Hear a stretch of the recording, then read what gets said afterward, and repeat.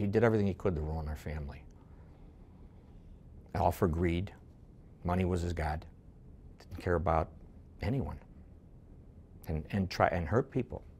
Kurt Calabrese says his father hijacked his life, and Frank Calabrese Sr., known as Frank the Breeze, didn't just hurt people, he killed them for the mob. As many as 20 victims, according to federal authorities. I feared my father every time I saw him.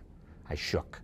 From a young age, Kurt says he and his older brother Frank Jr. were required by their father to work as hoodlums for his crew, and if they resisted, he says, they were beaten and shamed. To me, my father was the boogeyman. My father was the one that hid underneath the bed and jumped out of closets. And, you know, I cried myself to sleep as a kid, hoping that I wouldn't wake up in the morning. It's still like that for me. In Frank Jr.'s new book that was released yesterday, he confesses to having been happy with mob life for years.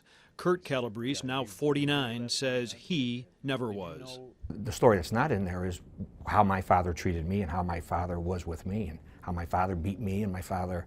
I had no choice. I despised my father.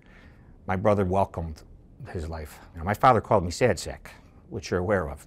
That was because the look on my face was a look of disgust.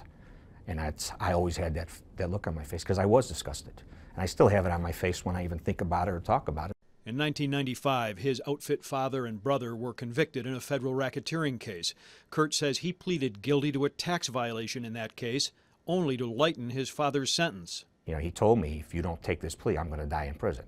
Kurt did 2 years. When he got out, he says his father, still behind bars, sent him a message that he had better not even think about leaving the mob. There were 2 rats left on my doorstep with nooses around their necks, and there was a letter left that, and I knew what that meant because I had seen it done before, and my kids had to see that. My kids woke up and had to see that. Kurt Calabrese says he never even considered ratting on his father. As it turned out, he didn't have to. His brother Frank Jr. would end up cooperating with the FBI, as he and his father were both housed here at the federal penitentiary in Milan, Michigan. I drove my father to prison, and he got out of the car and he told me that the reason they're putting me here with your brother is because they're going to expect your brother to try to cooperate against me. In what Kurt calls unusual sloppiness by his father, that is just what happened. With Junior's cooperation, Frank Sr. was caught on tape admitting murder after murder. Frank Jr. moved to Arizona, away from the outfit and the memories, away from the person who ended up hurting more than anyone else.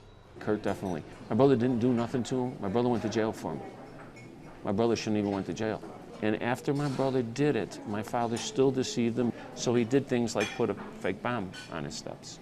He did things like sending threatening letters. Between jobs, a sometime bartender, he's looking to write a book or screenplay himself and considers our interview the first step toward redemption. I need to say, I need to tell, because it's eaten me up every day. It's affected my family, it's affected me, it's affected how I live, it's affected how I think.